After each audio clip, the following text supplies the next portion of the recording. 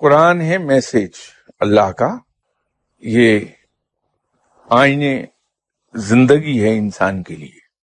فرق یہ ہے کہ اس کانسٹیٹیوشن کو اللہ نے جگہ جگہ ایکسپلین کیا، مثالیں دے کے اللہ نے اپنے آپ کو انٹروڈیوس کرایا ہے کہ میں کون ہوں، میری قدرت کیا ہے، اور تم لوگوں کو کس نے بنایا، یہ سارا اس کو ہم پریمبل کہہ سکتے ہیں۔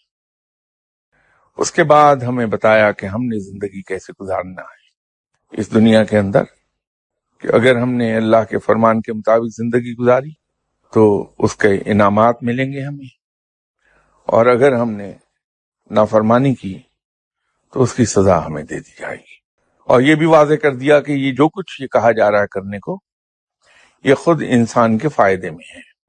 اگر ہم اللہ کی بتائی ہوئی چیزوں پر عمل کرتے ہیں، اس کے دکھائے ہوئے راستے پر چلتے ہیں، تو ہمیں دنیا اور آخرت دونوں میں عزت عطا ہو جائے گی۔ ابھی بھی آپ دیکھ لیجئے، اس کا تو ایک بڑا بیان ثبوت ہے کہ اگر ہمیں کسی آدمی کے بارے میں پتہ چلے کہ یہ بندہ اللہ کے بتائے ہوئے راستے پر چلنے کی صرف کوشش ہی کر رہا ہے، 100% نہ صحیح پارشلی اس پہ عمل کرتا ہے، تو ہم بغیر اس کو جانے اس کی عزت کرتے ہیں۔ ہمیں کوئی صاحب علم مل جائے، ولی اللہ مل جائے، تو ہم اس کی بہت عزت و تکریم کرتے ہیں۔ انبیاء اکرام کا ذکر ہم کرتے ہیں تو بہت تعظیم کے ساتھ کرتے ہیں۔ تو جس شخص نے بھی اللہ کے بتائے ہوئے راستے پہ عمل کیا، اس راہ پر چلا، اللہ نے اسے عزت ضرور عطا فرمائی ہے۔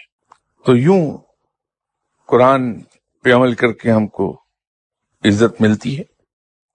سے مراد یہی تھی کہ قرآن کیا ہے؟ اللہ ہی کا بتایا ہوا راستہ ہے،